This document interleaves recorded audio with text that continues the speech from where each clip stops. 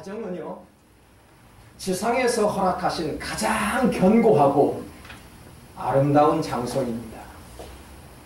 비록 가정은 작습니다. 하지만 가장 기초가 되는 것이 가정입니다. 모든 가정은 행복을 추구하지요. 행복을 추구하지 않는 가정은 이 세상에 한 가정도 없습니다. 어떻게 하면 행복하게 살 것인지 우리들은 날마다 고민하고요, 기도하기도 합니다. 여러분, 행복한 삶이란 도대체 무엇입니까? 행복은요, 밖에서 오는 것이 아니죠. 행복은 멀리서 찾는 것이 아니죠. 행복은 가장 가까운 데 있대요. 지금 우리 안에, 우리 살고 있는 그 가정 안에 행복을 찾을 수 있다는 것입니다. 가장 불쌍한 사람은요, 행복을 밖에서 찾는 사람입니다. 가장 불쌍하죠. 밖에서 뭔가의 행복을 찾기 위해서 열심히 돌아다니면서 기쁨을 밖에서 찾기를 원합니다. 그래서 게테는 이렇게 말했습니다. 왕이나 백성이나 가정에서 행복을 찾는 자가 가장 행복한 자예요. 행복은 멀리 있는 것이 아니라 우리 안에 있다는 것입니다. 미국 여행을 좀 해보셨나요? 저도 참 캘리포니아 정도는 많이 여행을 해보았습니다. 우리가 밖에 나가면은요, 자동차를 몰고 달리게 되면 그 넓은 도로를, 그 넓은 광야를 신나게 달릴 수 있습니다.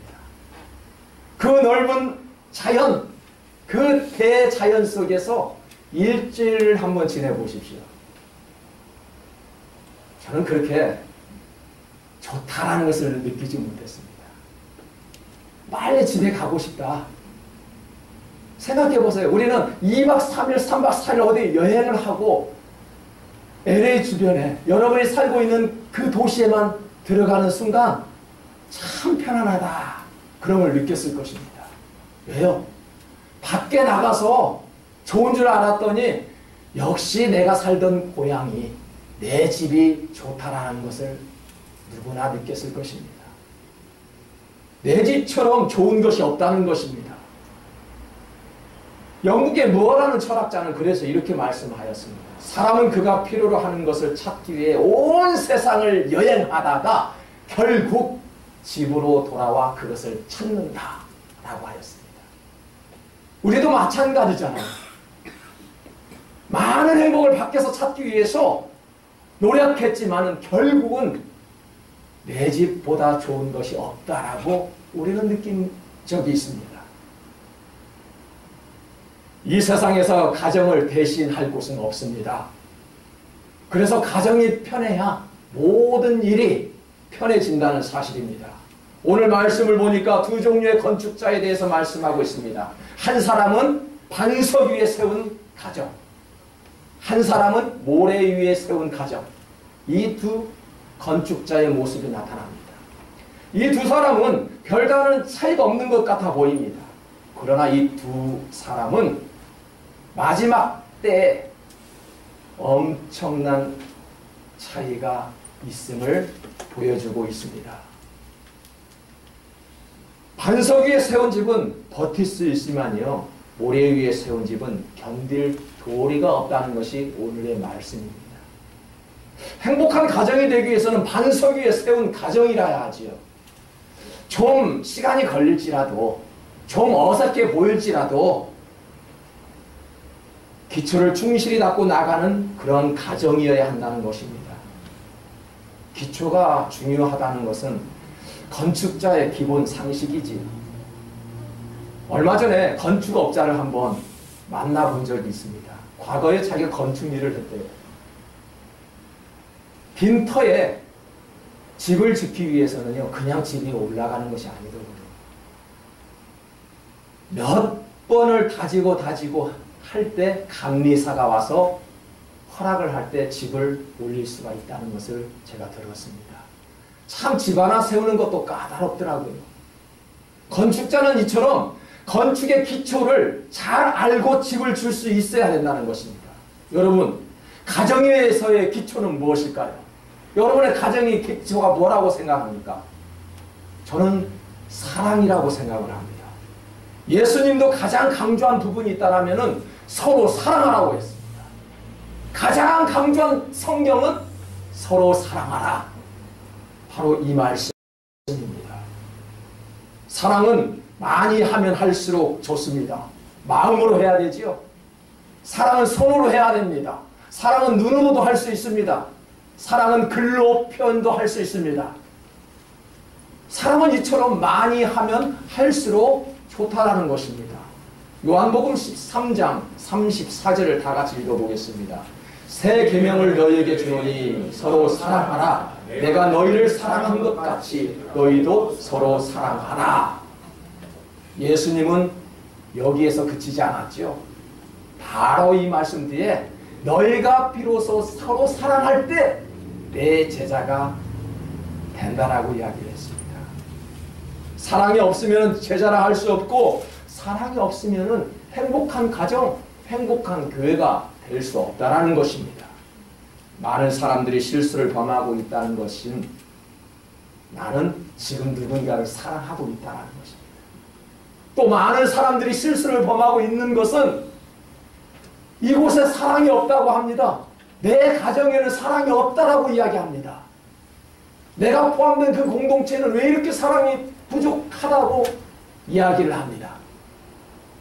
나는 사랑에 대해서 관심도 없고 사랑을 주지도 않으면서도 말입니다. 사랑이란 무엇인가요? 사랑하고 있다는 것은 관심입니다. 그래서 사랑의 반대말은 미움이 아니죠. 사랑의 반대말은 무관심입니다. 여러분, 무관심 한번 해보십시오. 태풍보다도 더 강한 바람보다도 더 무서운 것이 무관심입니다. 저는 이런 말을 많이 하였습니다. 제가 여러분들을 무관심해 보십시오. 아마 굉장히 마음이 씁쓸할 것입니다. 여러분이 저에 대해서 무관심해 보십시오. 어느 성도들의 교회에 대해 무관심해 보십시오. 굉장히 마음이 씁쓸하고 마음이 아프게 다가옵니다. 무관심은요, 최고의 적입니다. 무관심은 사람을 바라보고도 아무 표정이 없는 것이죠. 바라만 보는 것이 사랑이 아니지요. 십자가만 바라보는 것이 내가 예수 그리스도를 믿는다는 것이 아닙니다. 십자가만을 바라보는 것이 아니라 십자가를 내가 직접 짊어질 때 바로 내가 신앙인이라고 할 수 있다는 것입니다. 사랑도 마찬가지죠. 그저 바라만 보는 것이 아니죠. 자존심을 버리고 손을 내미는 것이 진정한 사랑입니다. 예수님은 사랑을 기다리지 않고 찾아다녔습니다. 우리들은 그 자존심 때문에 손을 내밀지가 못하죠. 그 자존심 때문에 고개 한번 숙이지 못하죠. 인사를 제대로 못합니다. 하지만 예수님을 한번 보십시오. 예수님의 성품을 닮아간다는 우리, 예수님은 한 영혼을 찾아 그렇게도 멀고 험한 산과 들을 헤매셨던 것을 볼 수 있습니다. 사랑이 있으면 마음이 갑니다. 마음이 가면은 대화가 이루어지지요. 그래서 대화의 시작은 관심으로부터 출발한다는 것입니다. 여러분의 가정에서는 얼마나 많은 대화가 이루어지고 있습니까? 조사에 의해서 가정이나 직장에서의 대화 시간을 살펴보니까 하루에 12분이 되지 않는다고 합니다. 여러분, 오늘 주일을 섬기기 위해서 바쁘셨죠? 오늘을 제외하고 평소에 얼마나 많은 가족들과의 대화 시간을 가지고 있습니까? 조사에 의하면 12분이 넘지 않는다고 합니다. 과연 우리의 가정들은 하루에 12분 이상을 내 남편과 내 자녀들과 사랑하는 아내와 대화를 하고 있는지 한번 깊이 생각해 보십시오. 스마트폰으로 인해서 우리들은 더 대화가 짧아진다고 이야기합니다. 식사를 하면서도 스마트폰을 보고 있죠. 대화를 하는 중에서도 상대방의 얼굴을 바라보지 않고요. 스마트폰을 만지고 있는 젊은 청년들이 많습니다. 스마트폰을 보면서 길거리를 걸어 다니는 그런 젊은 층들이 많아지고 있습니다. 가정의 대화를 단절시키는 가장 큰 이유가 또 하나가 있습니다. 가정에 있는 텔레비전이죠. 우리 한국 문화를 한번 보십시오. 여러분의 가정을 한번 보십시오. 텔레비전을 중심으로 소파가 일렬로 되어 있습니다. 저는 미국의 오픈하우스를 많이 보았습니다. 미국의 오픈하우스를 보니까요, 특징이 하나가 있더라고요. 대화를 할 수 있도록 거실에 소파를 보니까 기역자 아니면 니은자 아니면 디귿자로 반드시 되어 있습니다. 일자로 되어 있는 오픈하우스를 저는 한 군데를 보지 못하겠습니다. 여러분, 토요일 주일이 되면은 오픈하우스가 많이 주변에 열리거든요. 한번 보십시오. 소파가 어떻게 되어 있는지. 그들은 가족과 함께 대화할 수 있는 그러한 배열로 소파가 진열되어 있는 모습을 볼 수 있습니다. 가정에서나 교회에서나요, 소통이 있어야 됩니다. 소통이 되어야 행복을 추구할 수 있다는 이야기죠. 소통이 되어야 용서할 수 있고요. 소통이 되어야 용서받을 수도 있다는 이야기죠. 사랑을 잘못 이해해서는 아니 됩니다. 우리는 무조건적인 사랑을 주님으로부터 배웠다고, 아가페적인 그런 사랑을 진정한 사랑이라고 이야기를 하죠. 맞습니다. 주님의 사랑은 아가페적인 사랑이지요. 하지만 하나님께서 우리에게 또 다른 사랑을 주셨습니다. 진정한 사랑이라는 것은요, 잘못될 때 꾸지람을 내릴 수 있고요, 좋을 때 칭찬할 수 있는 것이 바로 진정한 사랑이라는 것입니다. 이 두 가지를 잘 병행해야 그것이 바로 올바른 사랑으로 다가온다라는 사실입니다. 가장 좋은 신앙교육이 어떤 신앙교육입니까? 가장 좋은 신앙교육은 성경 공부를 보내는 것, 말씀을 잘 듣는 것, 교회 프로그램에 잘 참석하는 것이 가장 좋은 신앙교육이라고요. 우리 어른들은 그렇게 가르칩니다. 자기는 그렇게 신앙생활 하지도 않으면서도 말입니다. 가장 좋은 신앙교육은 가정에서부터 시작됩니다. 자녀들은요, 가정에 있는 어른들의 모습을 그대로 따라합니다. 만약에 교회의 그런 프로그램이나 교회의 어떤 성경 공부가 좋아서 그걸로 인해서 우리가 변화된다라면은 누구나 다 교회를 보내야 할 것입니다. 아마 각 교회마다 부흥의 역사가 일고 있을 것입니다. 하지만 그렇지 않았습니다. 가장 중요한 교육기관은 바로 가정에서부터 시작된다는 것입니다. 보고 들은 것을 자녀들이 그대로 따라하기 때문입니다. 마태복음 7장 18절에서 보시면 좋은 나무가 나쁜 열매를 맺을 수 없고 못된 나무가 아름다운 열매를 맺을 수 없느니라고 했습니다. 기독교인의 삶은요, 반드시 열매가 있어야 됩니다. 조금 전에 기도했던 것처럼 신앙생활을 오래 하는 것을 자랑으로 우리는 생각하고 있지요. 내가 모태신앙이라고 자랑 삼아 이야기를 하는 사람이 있습니다. 내가 모태신앙이라고 자랑 삼아서 신학생들에게 가르치는 그런 교수님에게도 강의를 들어본 적이 있었습니다. 그게 자랑이 될 수 없다는 이야기죠. 여러분, 열매라는 것은 무엇입니까? 열매가 그것이 기본이 될 수 있는 것이죠. 내가 신앙생활 안에 서 있을 때 무언가 열매를 얻었다? 장사가 잘 된다? 내가 은혜 가운데 졸업을 했다? 좋은 배우자를 만났다? 좋은 학교에 들어갔다? 우리 딸이 좋은 남자와 만나서 결혼했다? 그런 것만이 열매입니까? 내가 좋은 직장에 다니고 있는 것만 열매입니까? 기도하는 우리는 그것만 열매라고 이야기합니다. 그런 것이 열매라고 이야기합니다. 그러니까 우리는 기도할 때마다 그러한 열매를 위해서 구하기도 합니다. 생각해 보세요. 장사가 안 되면 열매를 맺지 않았던 겁니까? 자녀들의 대학에 떨어지면 그게 열매가 없는 것입니까? 내가 사업에 실패하면은 열매가 없는 것입니까? 결혼을 못하면 열매가 없는 것입니까? 학교를 다니지 못하면 열매가 없는 것입니까? 아니라는 이야기죠. 하나님께서 말씀하신 열매는 무엇일까요? 변화되는 삶. 그리스도 중심 안에서 변화되는 삶. 그것이 하나님께서 가장 기뻐하시는 열매래요. 내 아들이 예수 잘 믿고 변화되면은 가장 큰 열매라는 이야기죠. 내가 비록 이 모습이지만 내가 주 안에서 뭔가 변화되고 있는 삶을 가지고 있다면 그것이 열매라는 것입니다. 그래서 저는요, 한국에 계신 저희 아버지가 가문의 영광이라고 해요.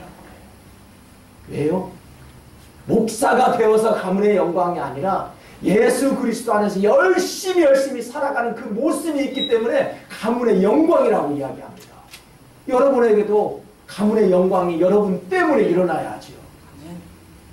무언가 좋은 학교에 다녔다고 해서 좋은 비즈니스를 하고 있다고 해서 그것만이 열매가 아니라는 것이지. 우리의 열매는, 우리의 가장 기초되는 열매는 예수 그리스도 안에서 변화될 때 그것이야말로 진정한 열매라는 것입니다. 최후의 승자는 그래서 주님과 함께 웃는 성도들이죠. 뭔가를 잃었어도 주 안에서 지금도 웃고 있는 자가 가장 행복한 가정, 행복한 자들이라는 것입니다. 여러분의 가정 지금 웃고 계십니까? 무엇 때문에 웃고 계십니까? 본문 25절에 보니까 비가 내리고 창수가 나고 바람이 불어 그 집에 부딪히되 무너지지 아니하나니 이는 주추를 반석 위에 놓은 까닭이요. 무슨 말이에요? 무엇 때문에 웃는다고요? 그 가정이 반석 위에 올려있기 때문에 웃는데요. 여러분, 반석이라는 것이 무엇일까요? 성경에서 말하고 있는 그 반석의 의미는요, 강하고 힘센 돌을 반석이라 그것만 뜻하지 않습니다. 반석이라니요, 반석이란 견고한 믿음을 가진 자들을 말합니다.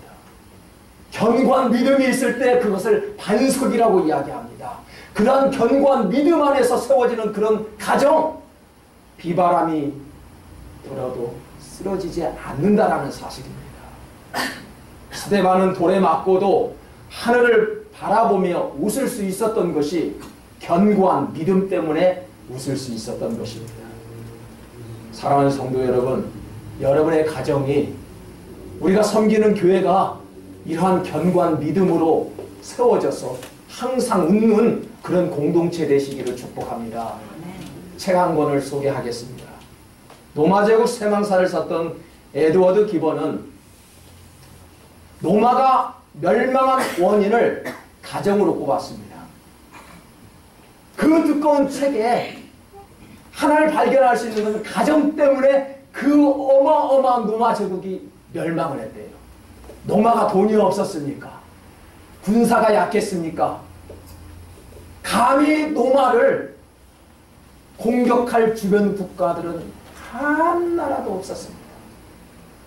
그런데 이 노마가 멸망했던 이유는 가정 때문에 멸망을 했대요. 남편들은요, 흥청망청 사냥을 하고요, 가정을 내팽개치고 밖에 돌아다녔습니다. 아내들은 집을 지키지 아니하고요, 사치와 쾌락을 위해서 밖에 나돌아다녔습니다. 결국은 노마의 가정들은 멸망하고 말아버렸습니다. 여러분, 가정은요, 한 나라를 먹여 살리는 기업이 아닙니다. 가정은요, 한 나라를 지켜내는 그러한 군대도 아닙니다. 하지만 가정이 무너졌더니 사회가 무너져 버렸습니다. 성도 여러분, 여러분의 가정이 무너지면은 교회가 무너집니다. 여러분의 가정이 무너지면은 이 대국, 미국이 무너집니다. 우리의 가정들이 무너지면 지구가 무너집니다. 절대 우리의 가정을 지킬 수 있는 그 능력이 바로 반석이에요. 견고한 믿음 위에 세워질 될 때 그 가정은 무너지지 않는다라는 사실이죠. 아무리 강한 자도 성경대로 살지 않으면 반드시 무너진다는 원칙을 알아야 합니다. 26절을 보십시오. 나의 이 말을 듣고 행하지 아니한 자는 그 집을 모래 위에 지은 어리석은 사람 같으리니. 모든 전자제품을 보니까 매뉴얼이 있고, 여러분의 자동차에 아마 매뉴얼이 다 들어있을 것입니다. 자동차는 누가 만들었죠? 어느 회사의 사람들이 만들었겠죠. 그 매뉴얼을 누가 썼습니까? 사람이 썼죠. 여러분의 가정에 있는 냉장고 매뉴얼이 어느 서랍 속에 아마 들어있을 것입니다. 여러분의 큰 텔레비전 그 매뉴얼이 어느 서랍 속에 아마 잘 간직해 있을 것입니다. 사람은 누가 지었습니까? 질문할게요. 다 알고 있을 것이죠. 하나님의 형상대로 사람을 창조했죠. 우리의 매뉴얼은 지금 어디에 있을까요? 어느 서랍 속에 있을까요? 여러분의 매뉴얼 어디에 있습니까? 우리의 매뉴얼은 지금 보이지 않아요. 서랍 속에도 없고요. 장롱 속에도 없습니다. 하지만 우리의 매뉴얼은 어디 있을까요? 그런 많은 전자제품들은 매뉴얼만 보면은 고장난 부분을 고칠 수 있고요. 오래오래 잘 쓸 수 있습니다. 그래서 매뉴얼을 버리지 않습니다. 하나님께서 자기 형상대로 지으신 우리 인간의 매뉴얼은 어디에 있을까요? 여러분이 가지고 있는 성경이죠. 저는 그렇게 믿습니다. 이 하나님의 말씀이 우리의 매뉴얼이라는 것입니다. 이 말씀대로 살지 않을 때는요, 우리는 그저 흥청망청 살아간다는 것이죠. 우리는 멋지게 살아간다라고 말은 하지만 영적인 눈으로 볼 때 하나님께서 바라보고 계실 때는 참으로 우습다는 것이죠. 왜? 우리는 영적인 동물이기 때문에, 영적인 사람들이기 때문에 하나님의 눈에 착한 모습으로 보여야 되겠죠. 왜요? 하나님께서 매뉴얼을 작성하셨기 때문에 우리는 이 말씀대로 살아갈 때 비로소 인간다운 모습으로 살아간다는 사실입니다. 사랑하는 성도 여러분, 우리의 인생의 집이라는 것을 세우기 위해서는 하나님의 말씀이 절대적으로 필요하다는 것이죠. 많은 사람들이요, 자기의 1순위는 하나님이 아닙니다. 예수를 잘 믿는 사람들조차도 2순위, 3순위로 밀려놓을 때가 너무나도 안타깝다는 이야기죠. 그리스도인의 삶이라니요, 주님을 의뢰하는 믿음으로 사는 삶입니다. 믿음으로 사는 삶의 대표적인 것이 무엇인지 혹시 아시나요? 기도죠. 에베소서 6장 18절에 보면 모든 기도와 간구로 하되 항상 성령 안에서 기도하고 이를 위하여 깨어 구하기를 항상 힘쓰며 여러 성도를 위해 구하라 하였습니다. 사역보다 기도가 앞섭니까? 그러면은 그분은 참 영적으로 거장입니다. 말씀 준비하는 것보다 기도하는 것이 우선입니까? 그런 목사는 참된 목자입니다. 여러분, 기도보다 먼저 가서는 안 됩니다. 여러분, 운전이 먼저입니까? 기도가 먼저지요. 예, 동시에 할 수 있어요. 저는 그렇게 가르치잖아요. 운전하면서 기도하라고요. 걸어 다니면서 기도하라고요. 무언가 일을 하면서 기도하라고요. 기도보다 먼저 가서는 안 된다는 이야기죠. 먼저 기도하는 것입니다. 기도하는 가정, 기도하는 교회, 기도하는 곳마다 하나님의 역사가 일어난다는 사실이죠. 모세는 기도하면서 십계명을 받았습니다. 다른 일이 아니었습니다. 예수님은 손을 들고 기도하였더니 오병이어의 기적을 체험하였습니다. 바울과 실라는 빌립보 감옥에서 기도하였더니 그 강한 바람이 일어나 지진이 일어나 옥문이 열렸습니다. 우리가 기도하지 않고 찬송하지 않고 신앙인이라 말할 수 없다는 것입니다. 미국은 기독교 국가라는 사실을 다 알고 있습니다. 하지만 더 이상 기독교 국가가 아니라는 것은 이제 어린 아이들도 압니다. 교회는 붙어 있어도, 내가 어느 교회 신앙생활을 한다며 대문 앞에 교회는 붙어 있어도 그 가정에 찬송 소리가 없고요, 예배가 없다라면은 더 이상 기독교 가정이 아닙니다. 마태복음 7장 21절을 보십시오. 나더러 주여 주여 하는 자마다 다 천국에 들어갈 것이 아니요 다만 하늘에 계신 내 아버지의 뜻대로 행하는 자라야 들어가리라 라고 말씀하였습니다. 사랑하는 성도 여러분, 행복한 가정을 꿈꾸시죠? 저도 행복한 가정을 무척이나 꿈을 꿉니다. 우리 교회가 어떻게 하면 좀 더 행복한 교회가 될 것인가 꿈을 꿉니다. 어떻게 하면 내 가정이 행복한 가정이 될 것인지 꿈을 꾸고 있습니다. 행복한 가정이란 온 가족이 함께 하나님을 경외할 때 행복한 가정이 될 수 있습니다. 행복한 교회예요. 한두 가정이 열심히 한다고 해서 행복한 교회가 될 수 있다고요? 함께 이 작은 공간에서 함께 예배를 하고 함께 찬송하는 많은 성도들이 하나님, 한 목소리로 하나님을 찬송할 때 비로소 그 교회는 행복한 교회가 될 수 있다는 것입니다. 반석 위에 집을 짓는 사람은 하나님의 말씀을 듣고 행하는 자라 하였습니다. 말씀이 기초가 돼요. 비가 내리고 강한 폭풍이 일지라도 흔들리지 않는 그런 가정과 교회로 거듭날 수 있는 저와 여러분 가정 될 수 있도록 주님의 이름으로 축복합니다.